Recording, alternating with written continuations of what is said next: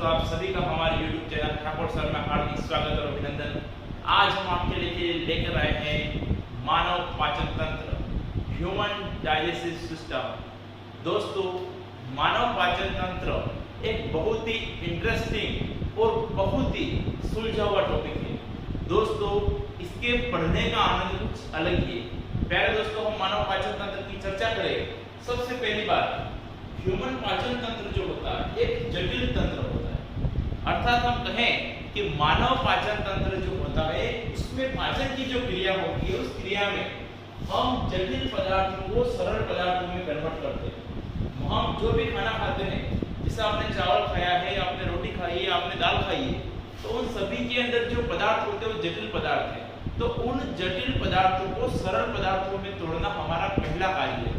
तो पाचन तंत्र के अंदर जो पाचन की क्रिया होती है उस पाचन का तात्पर्य होता है जटिल पदार्थों को सरल पदार्थों में तोड़ना।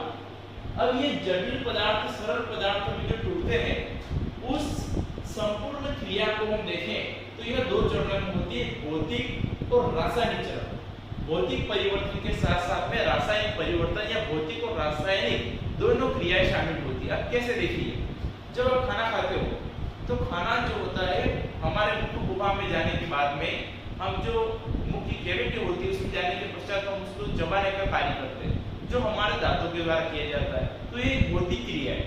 परंतु उसके बाद की जो क्रिया होती है, आमाशय में जाना, छोटी आंत में जाना, बड़ी आंत में जाना, उसमें बहुत सारे जो पाचन रस होते हैं, डाइजेस्टिव जूस होते हैं जो उसको भोजन को पचाते हैं, वह एक रासायनिक क्रिया है। तो हम कह सकते हैं कि पाचन की क्रिया जो होती है वो भौतिक और रासायनिक रूप से मिश्रित क्रिया होती है। हमारी जो आहार नाल होती है, पाचन की क्रिया में जो आहार नाल होती है वो हमारे मुख से लगाकर के गुदा तक, अर्थात हम कह सकते हैं कि भोजन हमारे शरीर में जब प्रवेश करता है उसके बाद में अवशिष्ट रूप से देखें हम मल के रूप में जो त्याग करते हैं, तो प्रवेश से लगाकर के त्याग तक जो हमारे शरीर में भोजन रहता है, भोजन की संपूर्ण रहने की घटना जो हमारे शरीर में निहित होती है, वह संपूर्ण क्रिया जो होती है वो हमारे आहार नाल के अंदर आती है। तो हम कह सकते हैं कि हमारी जो आहार नाल होती है वह आहार नाल हमारी मुख से लगा करके गुदा तक, मुख से गुदा, हमारे माउथ टू लास्ट पार्ट गुदा जो होती है वहां तक फैली रहती है। और यह जो मुख से गुदा तक फैली हुई संरचना होती है वो आहार नाल कहलाती है, जिसकी औसत लंबाई जो होती है वह 8 से लगाकर के 10 मीटर तक पाई जाती है। तो अब व्यक्ति की जो होती है, हर व्यक्ति की बॉडी की स्ट्रक्चर डिफरेंस होती है, तो उसके आधार पर उसकी इंटेस्टाइन जो होती है, उसकी आंत होती है, उसकी संरचना में भी थोड़ी सी लंबाई के अंदर परिवर्तन होता है। तो यह 8 से 10 मीटर लंबाई इसकी मानी जाती है औसतन। और साथ साथ में देखें तो मुख से गुदा तक संपूर्ण रूप से फैली संरचना ही कहलाती है हमारे मानव की आंत। अब हम सबसे पहले उसकी आंत की स्ट्रक्चर जो होती है, यहाँ हम कहें कि मानव जो पाचन तंत्र है उसमें कौन कौन से पार्ट शामिल होते हैं, उसका ऊपरी तौर पे हम देखें तो उसकी स्ट्रक्चर, उसके बाद उसकी कौन कौन से भाग है उसकी जानकारी प्राप्त करेंगे और उसके पश्चात डीप स्टडी करेंगे। प्यारे दोस्तों, सबसे पहले आप डायग्राम देखिए। डायग्राम से समझना बहुत ही आसान है, विज्ञान सब्जेक्ट ऐसे ही डायग्राम से समझने के लिए बनी हुई है। प्यारे दोस्तों, सबसे पहले देखें तो मानव पाचन तंत्र में सबसे पहला पॉइंट आता है मुख गुहा। हमारी मुख गुहा जिसको हम कहते हैं भोजन जो आहार नाल होती है उसका पहला पार्ट। अब हम देखें मुख गुहा के अंदर हम भोजन को चबाने का कार्य करते हैं। हमारे लाल ग्रंथियों से लाल स्रव होता है जो उसके अंदर मिक्स होता है, तो यह मुख गुहा में होता है। मुख गुहा के पश्चात भोजन जो होता है वह जाता है ग्रसिका में। ग्रसिका जिसको बोलते हैं इसोफेगस, इसका इंग्लिश जो वर्ड है वह इसोफेगस। ग्रसिका जो होती है वो मुख गुहा से भोजन को आमाशय में पहुंचाने का कार्य करती है। उसके पश्चात भोजन चला गया आमाशय में, जो जे आकार का थैला आपको दिख रहा है आमाशय। आमाशय के पश्चात यह छोटी आंत में जाता है और उसके बाद में बड़ी आंत में, और बड़ी आंत से लास्ट में मल द्वार के द्वारा हम देखिए गुदा द्वार के द्वारा मल को त्याग दिया जाता है। अब हम इसके अंदर देखें तो सबसे पहले हमने मुख गुहा देखा, उसके पश्चात हो गया ग्रसिका, ग्रसिका के पश्चात आमाशय, छोटी आंत। छोटी आंत को हम 3 भागों में बांटते हैं, ग्रहणी, मध्यांत्र और शेषांत्र। अर्थात हम देखें ग्रहणी को कहेंगे ड्यूडेनम, हम मध्यांत्र को कहेंगे जेजेनम और शेषांत्र को कहेंगे इलियम। तो ड्यूडेनम, जेजेनम और इलियम ये हमारे छोटी आंत के भाग हैं। छोटी आंत नाम से छोटी आंत है, परंतु इसकी लंबाई जो होती है वो 7 मीटर के आसपास, अर्थात हम कहेंगे छोटी आंत की लंबाई अधिकतम होती है। आगे हम देखें बड़ी आंत, तो बड़ी आंत में अंधनाल, जिसको हम कहते हैं सीकम, बृहदांत्र कोलन और मलाशय रेक्टम, यह हमारे बड़ी आंत के भाग हो गए। और इस संपूर्ण आहार नाल के अंदर जो छोटी आंत बड़ी आंत जो होती है, इसके अलावा हमारे दो ऐसे अंग होते हैं जो हमारे बहुत हेल्प करते हैं, जो पाचक रस बनाने में हमारी सहायता करते हैं। उसके अंदर शामिल होते हैं हमारा लीवर, जिसको हम यकृत कहते हैं, यह शरीर की सबसे बड़ी ग्रंथि होती है, और अग्नाशय, यह एक मिश्रित ग्रंथि है। आप सभी जानते होंगे अग्नाशय को, तो अग्नाशय को मिश्रित ग्रंथि कहते हैं। क्यों? क्योंकि यह जो होता है वह एंजाइम के साथ साथ जितने भी हार्मोन होते हैं उनका सिक्रेशन भी करता है, तो अग्नाशय को मिश्रित ग्रंथि कहते हैं। तो लीवर और अग्नाशय जो होते हैं वह भी पाचन तंत्र में बहुत सहायता करते हैं। अब जितने भी हमने पार्ट देखे हैं मुख से लगाकर गुदा तक, इनकी सभी के बारे में हम विस्तृत जानकारी प्राप्त करेंगे। एक बार आप सभी स्क्रीनशॉट ले लीजिए ताकि आपको डायग्राम ध्यान में रहे। अब हम अपने पहले पॉइंट की तरफ आते हैं, मुख गुहा। प्यारे मित्रों, मुख गुहा के बारे में बात करें तो मुख गुहा जो होती है हमारे पूरे मुंह के अंदर की जो कैविटी है, आप यदि भोजन करते हो तो भोजन करने के बाद में आपके मुंह के अंदर कितनी मात्रा भोजन की रह सकती है, पूरा हमारा जो भाग होता है उसको मुख गुहा कहते हैं। दोस्तों आप डायग्राम के माध्यम से समझ सकते हो, ये मुख गुहा है हमारी। और मुख गुहा जो होती है उसके अंदर हम देखें तो यहाँ पर ये हमारी जो टंग जीभ होती है ना, तो इस मुख गुहा में हम कौन कौन सी चीजों को मानते हैं, तो मुख गुहा के अंदर होती है लाल ग्रंथियां, साथ में हमारे जीभ और हमारे दांत। दांतों का कार्य होता है भोजन को चबाना। बहुत सी बार एग्जाम में पूछा जा चुका है कि दांत जो होते हैं भोजन को चबाते हैं, वो तो सही है, परंतु दंत का सूत्र क्या है? हमारे दांत जो होते हैं 32, 16 ऊपर और 16 नीचे, ऊपरी जबड़े के अंदर 16 और नीचे वाले जबड़े में 16। अब इस 16 दांतों की जो संख्या है वो किस प्रकार से होती है, तो दंत सूत्र जो होता है वो हमें ध्यान में होना चाहिए। तो दांत के बारे में चर्चा करें तो दंत सूत्र में हम देखें 21, 23, ये हमारा दंत सूत्र है, जिसमें दो जो फर्स्ट नंबर है यह हमारे प्रतनक दांत जो होते हैं, जो हमारे आगे वाले दिखते हैं उनको इंगित करता है। यह रदनक, यह प्रीमोलर और यह मोलर। तो इस प्रकार से हम देखें तो यहाँ पे संख्या लिखिए आप सभी, 2 + 1 3 + 2 5 + 3 8।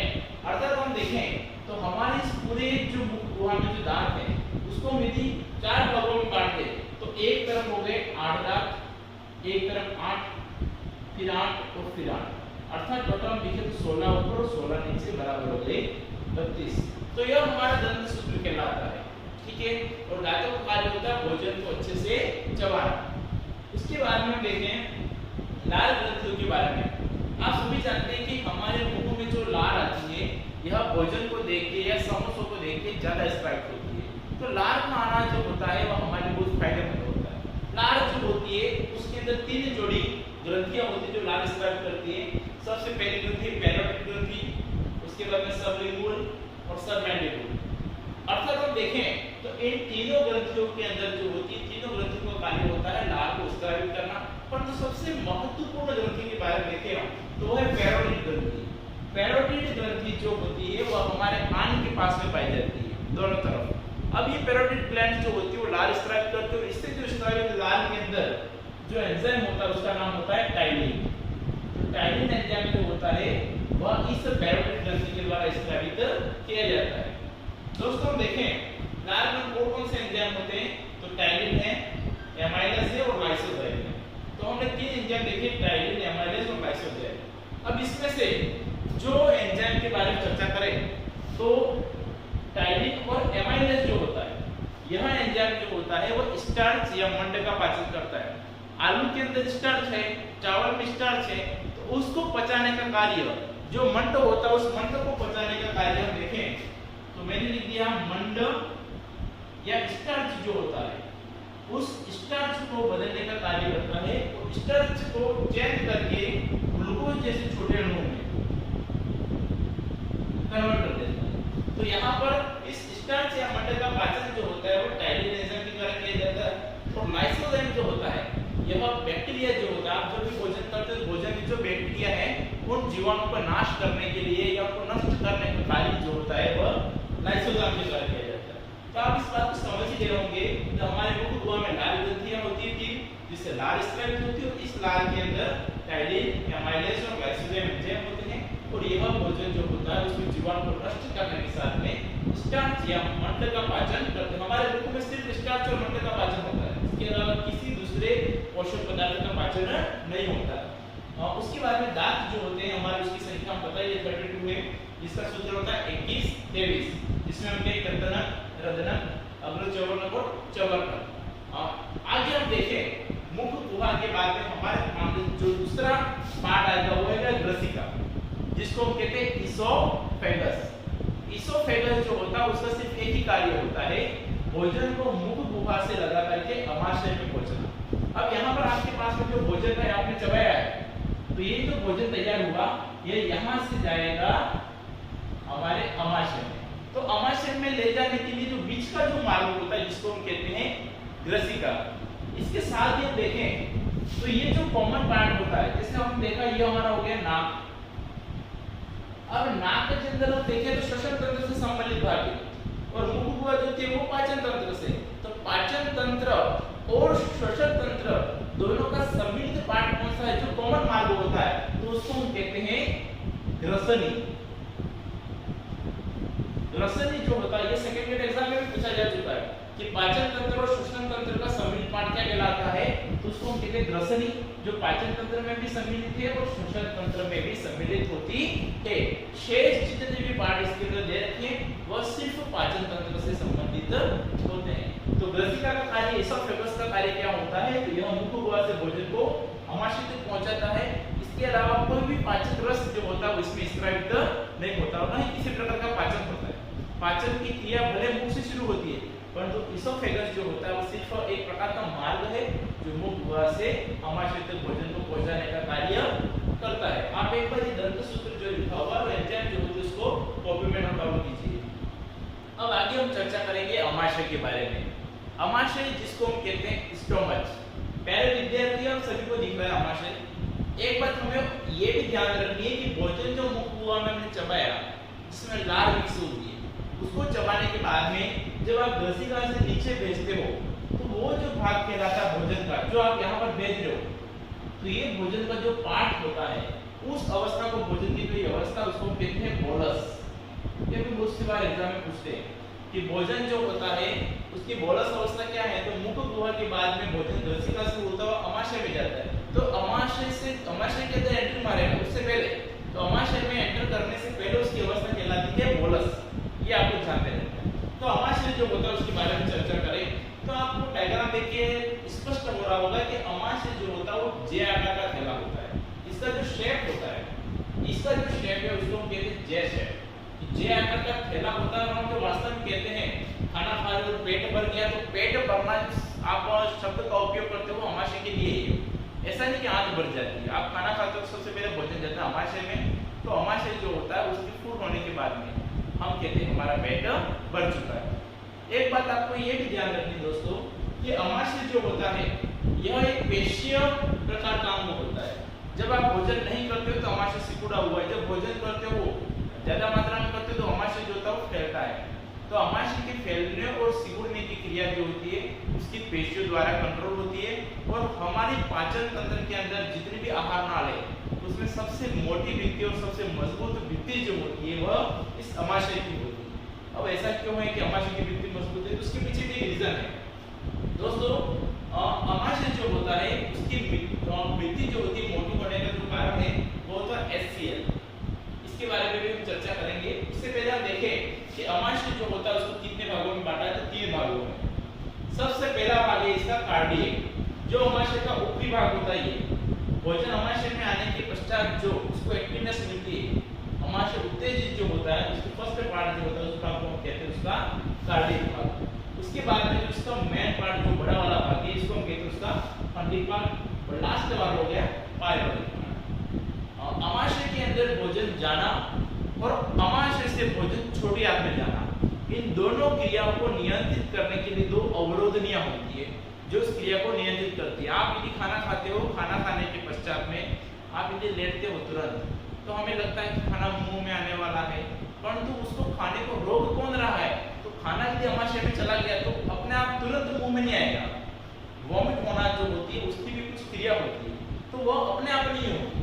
तो ऐसा क्या है जो भोजन को आमाशय से वापस ऊपर आने के लिए जो क्रिया होती है उसको रोकने का कार्य करता है।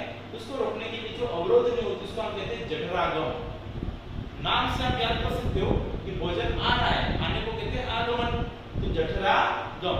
तो भोजन जो ऊपर से आ रहा है इस वाले पार्ट में यहाँ पर जो अवरोध नहीं है इसका नाम हो गया जठरागम। तो जो भोजन जा रहा है उसको हम कहेंगे निर्गम। तो जो जाने वाला पार्ट होता है यहाँ पर जो अवरोध नहीं होगी उसको हम कहेंगे जठर निर्गम। तो दो अवरोध हैं, जठरागम और जठर निर्गम। और साथ में आमाशय के तीन पार्ट हैं, कार्डियल, फंगी और आयोडिक। हम जठर ग्रंथियां जो होती है आमाशय की जो मोटी भित्ति है उसमें पेप्टिक कोशिकाएं भी होती है, साथ साथ में जठर ग्रंथियां होती है। अब इन पेप्टिक कोशिकाएं, ऑक्जेलिक कोशिकाएं और इन जठर ग्रंथियों के बारे में चर्चा करें तो इनसे कुछ पदार्थ स्रावित होते हैं और कुछ हार्मोन के रूप में कई एंजाइम स्रावित होते हैं। तो जठर ग्रंथियों के बारे में देखें, इसमें कौन-कौन से ऐसे मुख्य रूप से एंजाइम हैं। तो सबसे पहले हम देखें एक पदार्थ हो गया इसमें HCl। हमारा आमाशय जो होता है वो अम्लीय माध्यम उत्पन्न करता है और HCl अम्ल हाइड्रोक्लोरिक अम्ल आमाशय में उत्पन्न होने वाला अम्ल है और यह अम्ल जो होता है वह प्रोटीन पाचन में सहायता प्रदान करता है। प्रोटीन का पाचन नहीं करता, सिर्फ हेल्प प्रदान करता है। साथ में आप भोजन के जब ग्रहण करते हैं तो आपने लाइसोजाइम से कुछ बैक्टीरिया मार दिए पर कुछ नहीं मरे तो इस HCl अम्ल की वजह से नष्ट हो जाएंगे। HCl का एक फायदा ये भी है कि आपने भोजन को चबाया, दांतों से उसको तोड़ा है परंतु बारीक टुकड़ों में टूटता नहीं है। तो भोजन के जो जटिल बड़े-बड़े टुकड़े होते हैं उनको खंडित करना, उनको तोड़ने में भी HCl जो होता है सहायता प्रदान करता है। तो HCl अम्ल जो होता है वो हमारा आमाशय से स्रावित होता है। उसके बाद में इसके अंदर एंजाइम के रूप में पेप्सिन और रेनिन होता है। यह पेप्सिन जो होता है वो प्रोटीन का पाचन में सहायक होता है। जो दालों के रूप में हम प्रोटीन प्राप्त करते हैं शरीर में, उस प्रोटीन को पचाने में इसकी बहुत बड़ी भूमिका होती है पेप्सिन की। और यह पेप्सिन जो होता है वो प्रोटीन को पेप्टोन में कन्वर्ट कर देता है। तो प्रोटीन को पेप्टोन में कन्वर्ट करने का कार्य आमाशय में स्रावित पेप्सिन के द्वारा होता है। उसके पश्चात रेनिन जो होता है यह हमारे दूध में जो प्रोटीन होता है कैसिन प्रोटीन, उस कैसिन प्रोटीन जो दूध में उपस्थित होता है इसको कैल्शियम पेराक्सिनेट में कन्वर्ट करने का कार्य रेनिन के द्वारा किया जाता है। अब इसमें बचा तो श्लेष्मा। श्लेष्मा का क्या कार्य होता है? श्लेष्मा जिसको हम कहते हैं म्यूकस। अब यह जो होता है भोजन को पचाने के लिए, भोजन को उसमें जो भी बैक्टीरिया उसको नष्ट करने के लिए HCl कार्य कर रहा है तो उस HCl से आमाशय की भित्ति डैमेज नहीं हो। HCl एक अम्ल है जिसकी pH का मान बहुत कम होता है, ये प्रबल अम्ल के रूप में कार्य करता है तो हमारी आमाशय की भित्ति को भी डैमेज कर सकता है। तो आमाशय की भित्ति को सुरक्षित करने के लिए आमाशय स्वयं श्लेष्मा का स्राव करता है, म्यूकस का स्राव करता है और यह म्यूकस जो होता है वो आमाशय की भित्ति की रक्षा करने का कार्य करता है। इसके पश्चात हम देखें जब हमें एसिडिटी महसूस होती है, आप सभी जानते हैं एसिडिटी क्यों होती है तो इसके बारे में देखें। तो जब आप भोजन को ग्रहण करते हो या तो अत्यधिक मात्रा में ग्रहण करते हैं या ऐसा पदार्थ ग्रहण करते जो पचता नहीं है तो हमारा आमाशय में जाने के पश्चात वो जब भोजन आमाशय में चला गया, अब आमाशय में भोजन भरने के बाद में आमाशय क्या करता है भोजन को तोड़ता है और साथ साथ में उसको तोड़ने के लिए HCl का इस्तेमाल करता है। अब जब आमाशय के अंदर HCl की मात्रा बढ़ेगी तो क्या होगा, अम्लता बढ़ेगी और आमाशय जो होता है उसके अंदर अम्लता बढ़ने को हम कहते हैं एसिडिटी। जब एसिडिटी होती है तो हमारे इस पार्ट में यहाँ पर जो होता है हमें जलन महसूस होती है। अब जब आपकी एसिडिटी बढ़ जाए, HCl का स्तर बढ़ जाए तो उस स्थिति के निवारण के लिए हम जो होता है बहुत सी बार आप जानते ही हैं जनरल हम इनो का यूज करते हैं और इसके अलावा हम देखें तो हम मिल्क ऑफ मैग्नीशिया MgOH और ट्वाइस होता है जिसको कहते हैं मिल्क ऑफ मैग्नीशिया, इसका भी उपयोग कर सकते हैं। ये क्षारीय पदार्थ है। इनो में भी जो होता है बेकिंग सोडा तो यह भी क्षारीय पदार्थ है और मिल्क ऑफ मैग्नीशिया हाइड्रोक्साइड है इसमें, तो ये भी क्षारीय पदार्थ है। अब आपके पेट में अम्ल बना तो आपने क्या करते हैं क्षार को ग्रहण कर लिया तो एसिड और बेस दोनों क्रिया करेंगे और न्यूट्रल होंगे, उदासीन होंगे तो हमें थोड़ी एसिडिटी जो होती है उसके अंदर आराम महसूस होता है। तो आपको सिर्फ ध्यान रखना है कि आमाशय जो होता है उसके अंदर HCl अम्ल पाया जाता है जो बैक्टीरिया को नष्ट करने में सहायता प्रदान करता है, प्रोटीन के जो होता है उसके पाचन में हेल्प करता है पेप्सिन की, और पेप्सिन स्वयं प्रोटीन को पचा करके पेट्रोल में कन्वर्ट कर देता है और श्लेष्मा क्या करता है, तो यह जो होता है वो अमाशय के अंदर भोजन जो होता है वो पचने के लिए एसियल आया, उस एसियल से अमाशय के स्वयं व्यक्ति की रक्षा करने का कार्य करता है, भोजन को रसरसा बनाता है। तो हमारा भोजन जो मुख गुहा से ग्रसिका से अमाशय में पहुंच गया। अब अमाशय के बाद में हमारे भोजन की एंट्री होती है छोटी आंत में।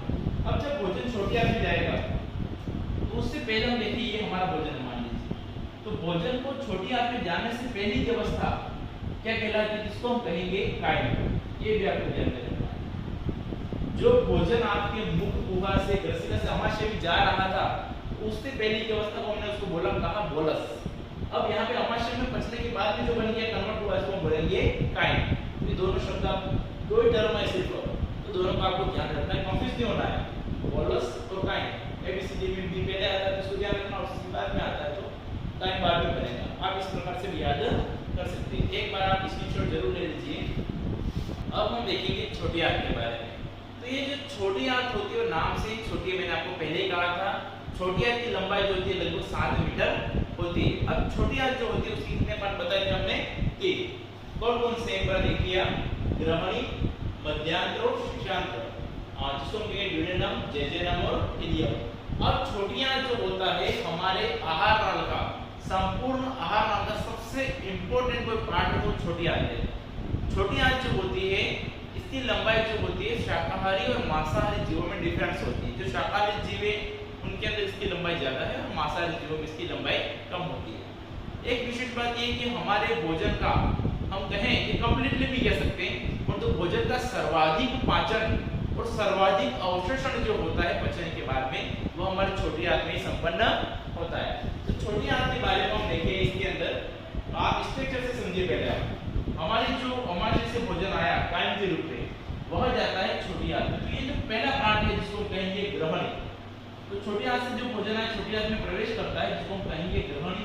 तो यहाँ पर इस ग्रहणी में प्रवेश करते समय कौन कौन से, ग्रहणी स्वयं को पाचक रस स्रावित नहीं करती, परंतु पाचक रस जहां से बनते हैं या जो भी हमारे एंजाइम बनते हैं वो उसके अंदर प्रवेश करते हैं। तो आप यहाँ पर देखेंगे एक प्रकार की खुली हुई कैविटी दिख रही है आपको, गुहा। तो यह गुहा जो कि 2 रास्ते आ रहे हैं। पहला रास्ता तो जा रहा है हमारे लीवर के पास में। तो ये जो बड़ा सा संरचना आपको दिख रही है जिसको हम कहेंगे हमारा लीवर, यकृत। अब ये यकृत जो होता है वह बहुत सारे, वैसे यकृत को 2 भागों में बांटते हैं, बायां और दायां लॉब्स। अब ये जो लॉब्स होते हैं उसमें बहुत सारे जो होती है पुटिका पाई जाती है, ऐसा कह सकते हैं, ग्लोब्यूल्स होते हैं इसमें। और यकृत जो होती है उसका कार्य होता है पित्त रस का निर्माण करना। शरीर की सबसे बड़ी ग्रंथि, पहले आपको स्पष्ट कर दिया है कि शरीर की सबसे बड़ी ग्रंथि कौन सी, हमारा लीवर, हमारा यकृत है। और यह यकृत जो होता है वह जिस चीज का निर्माण करता है उसका नाम है पित्त रस। पित्त रस। तो यह पित्त रस जब मिक्स होता है भोजन में, उसके पश्चात जो होता है उस भोजन का कलर जो होता है वो येलो हो जाता है। तो यहाँ पर काइम जो होता है वो छोटी आंत में प्रवेश कर रहा है, ग्रहणी में प्रवेश कर रहा है जो यू शेप में होता है। तो यह ग्रहणी जो होती है उसके अंदर यहाँ पर मिक्स हो रहा है क्या, पित्त रस। तो यहाँ पर यकृत ने जो पित्त रस बनाया उस पित्त रस को पित्ताशय में इकट्ठा कर दिया, गॉल ब्लैडर में। तो यकृत द्वारा निर्मित पित्त रस जो होता है वो पित्ताशय में संग्रहित रहता है। जब भोजन आता है तो पित्ताशय जो होता है प्रेशराइज होकर के दबता है और उसके दबने से पित्त रस जो होता है वह इस नली के द्वारा हमारे इस ग्रहणी में छोड़ दिया जाता है। और ये जो पित्त रस होता है उस पित्त रस के अंदर 2 वर्णन पाए जाते हैं, बिलिरुबिन एंड बिलिवर्डिन। बिलिवर्डिन यह 2 पिगमेंट्स होते हैं, बिलिरुबिन और बिलिवर्डिन, जो पित्त रस के रूप में पाए जाते हैं। आप सभी जानते हैं कि जब हमें पीलिया होता है, जॉन्डिस, तो पीलिया में क्या होता है, आपका लीवर अच्छे से फंक्शन नहीं करता। और यह जो पित्त रस होता है उसमें जो बिलिरुबिन और बिलिवर्डिन होते हैं वो हमारे सीधे हमारे खून में घुल जाते हैं। इसलिए नाखून का कलर होता है, आंखों की कॉर्निया का कलर होता है वो येलो हो जाता है। ये कारण है। तो पित्त रस के अंदर कौन कौन सी चीजें, बिलिरुबिन और बिलिवर्डिन है, इसका क्या योगदान है वो भी देखेंगे। साथ में हम देखें तो यहाँ पर एक अवरोधन के साथ में दूसरी चीज जुड़ी हुई है, जैसे लीफ पत्ती उसकी जैसी संरचना आपको दिखाई दे रही है। तो यह कोई और नहीं बल्कि अग्नाशय, जिसको हम कहते हैं पैंक्रियास। अग्नाशय को हमने कहा था मिश्रित ग्रंथि है। यह एंजाइम स्रावित करती है, हार्मोन स्रावित करती है। इसका एक हार्मोन बहुत ही फेमस आप जानते होंगे, इंसुलिन, जो मधुमेह के इलाज में उपयोग होता है। तो अग्नाशय अच्छे से कार्य नहीं करता है तो पाचन क्रिया तो डिस्टर्ब रहती है, साथ साथ में हमें एंजाइम के साथ साथ में जो हार्मोन संबंधी रोग है वो भी उत्पन्न होते हैं। तो हम अभी एंजाइम पर चर्चा करेंगे। तो अग्नाशय जो होता है पैंक्रियास, ये एंजाइम स्क्राइब करता है और इसके द्वारा स्क्राइब एंजाइम जो होते हैं वह भी आपके ग्रहणी में खुलते हैं। तो ग्रहण के बारे में हम चर्चा करें तो भोजन का सर्वाधिक पाचन और अवशोषण जो होता है वो इस छोटी आंत में ही होता है। अब हम ग्रहण के बारे में देखें। ग्रहण के अंदर आया पित्तरस।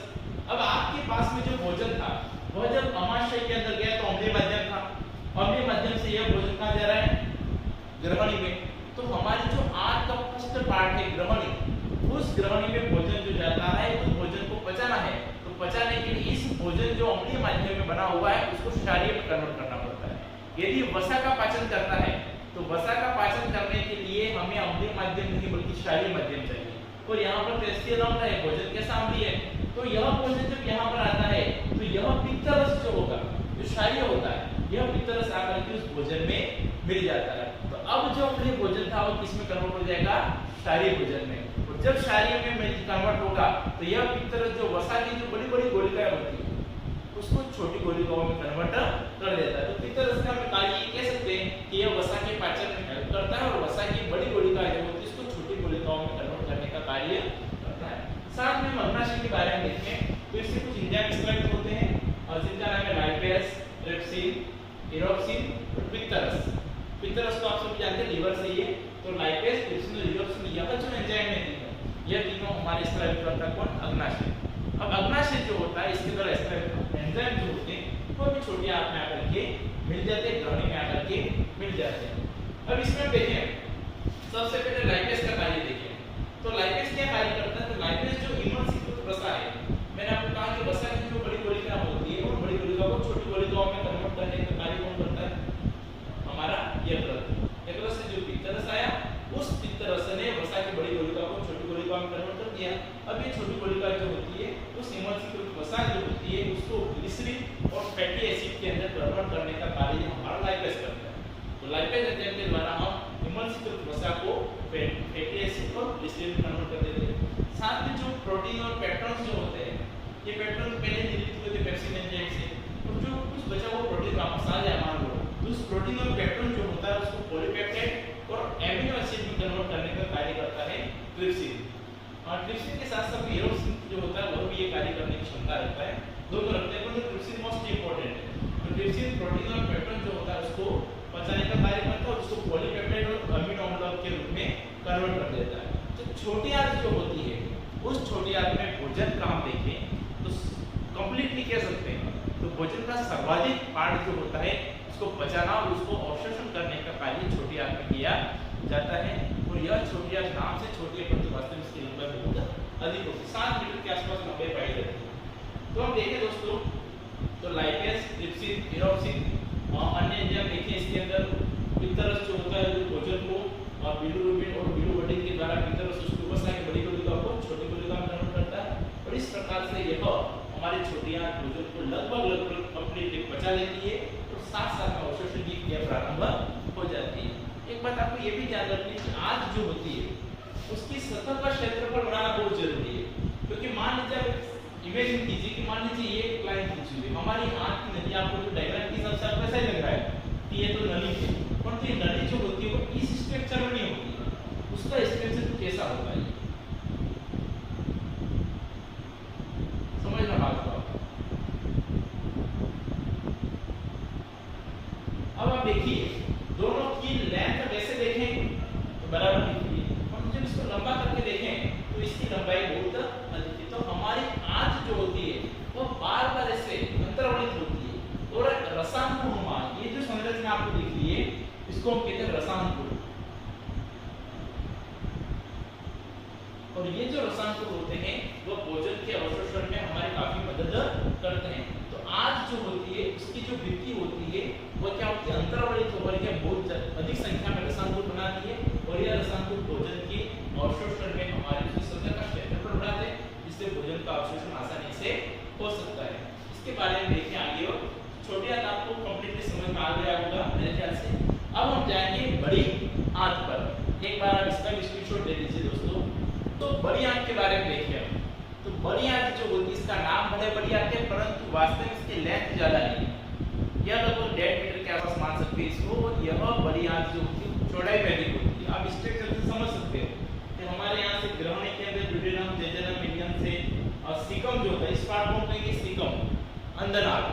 यह अंधनाल जो पहला पार्ट अंधनाल दिख रहा है आपको और डायग्राम के अंदर, ये चीज जो होती है इसको अंधनाल कहेंगे।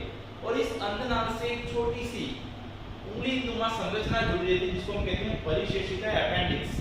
दोस्तों आप सभी जानते हैं कि एक अवशेषीय अंग है। अपेंडिक्स को हम अवशेषीय अंग कहते हैं। जब हम एनिमल के रूप में थे, जब शाकाहारी जीवों के रूप में आपके बंदर की वजह से जब हमारे पूर्वज थे, तो उस समय हमारा अपेंडिक्स जो था ज्यादा डेवलप था। तो अपेंडिक्स जो होता है वह इस अंधनाल से जुड़ा रहता है। जब इसकी साइज बढ़ती है तो इसको हमें ऑपरेट करके बाहर निकालना पड़ता है। इसके बाद में देखिए अंधनाल के पश्चात ये जो आपको स्ट्रक्चर दिख रहा है थोड़ा सा, इसको हम कहते हैं हमारी कोलन या बृहदांत्र। तो ये सेकंड पार्ट हो गया हमारा कोलन या बृहदांत्र। यह जो होता है इसको हम कहेंगे 3 भागों में बांट सकते हैं, जैसे आरोही, अवरोही और ट्रांसवर्स। तो यहाँ पर इसको हम कह सकते हैं आरोही, अवरोही और ट्रांसवर्स कोलन को 3 भागों में बांट सकते हैं। और बृहदांत्र कोलन के बाद में जो होता है मल जो होता है उसको इकट्ठा करने का कार्य करता है मलाशय, जिसको हम कहेंगे रेक्टम, लास्ट पार्ट्स। तो यह रेक्टम जो होता है यहाँ पर आकर के मल इकट्ठा होता है। और हमारे इस पाचन तंत्र के अंदर छोटी आंत का जो होता है कार्य भोजन को पचाना, उसको अवशोषण करना, परंतु भोजन के साथ में जो हम पानी पीते हैं उस पानी का एब्जॉर्प्शन जो होता है उसको अवशोषित करने का कार्य बड़ी आंत के द्वारा किया जाता है। तो हम कह सकते हैं कि बड़ी आंत का मुख्य कार्य क्या हो गया, तो अपने दीर्घ रोमों के द्वारा, यह दीर्घ रोम कौन से हैं, इसको हम कहेंगे रसांकुर। जो शब्द हमने पहले उपयोग किया था रसांकुर, ये वाला स्ट्रक्चर, और इन्हीं रसांकुर को हम कहेंगे दीर्घ रोम, जो सतह क्षेत्र को बढ़ाते हैं और भोजन के अवशोषण को, साथ में जल के अवशोषण को भी बढ़ाते हैं। तो दीर्घ रोम जो होते हैं वह भोजन के साथ साथ में पानी के अवशोषण, तो बड़ी आंत के अंदर जल का अवशोषण, ये पानी जो होता है हम कर सकते हैं H2O, इसके अवशोषण का कार्य जो होता है अवशोषण करना, जल के अवशोषण का जो कार्य होता है वह हमारे बड़ी आंत के द्वारा किया जाता है। तो बड़ी आंत में पचित भोजन जो होता है उसके साथ में जो जल होगा उसको एब्जॉर्ब किया जाएगा, और जल के अवशोषण के बाद में वह जो अपशिष्ट रूप में भोजन बचा हुआ है या अपचित जो भोजन है वह हमारे मलाशय में या रेक्टम जो होता है उसमें इकट्ठा कर लिया जाता है। और रेक्टम में इकट्ठा होने के पश्चात मलाशय में मल जो इकट्ठा होता है उसके पश्चात जब उसकी मात्रा होती है वो निश्चित मात्रा से अधिक बढ़ता है, तो अधिक होने के पश्चात हमारे मस्तिष्क के अंदर उससे जो संवेग पहुंचते हैं और हमें संकेत मिलता है कि हमारा मलाशय जो होता है हमारा रेक्टम जो फुल हो गया। उसके बाद में हम अपने गुदा द्वार के द्वारा या मल द्वार के द्वारा उस मल को बाहर त्याग देते, जो अवशिष्ट रूप पदार्थ के रूप में होता है जिसको हमें त्याग देना पड़ता है। तो दोस्तों हम देखें तो आपने देखा पाचन तंत्र में मुख, गुहा, ग्रसनी, ग्रसिका, आमाशय, छोटी आंत और बड़ी आंत और गुदा द्वार जिसके द्वारा त्याग दिया जाता है, ये संपूर्ण हमारा पाचन तंत्र है। मित्रों आपको निश्चित रूप से पाचन तंत्र अच्छे से समझ में आया होगा।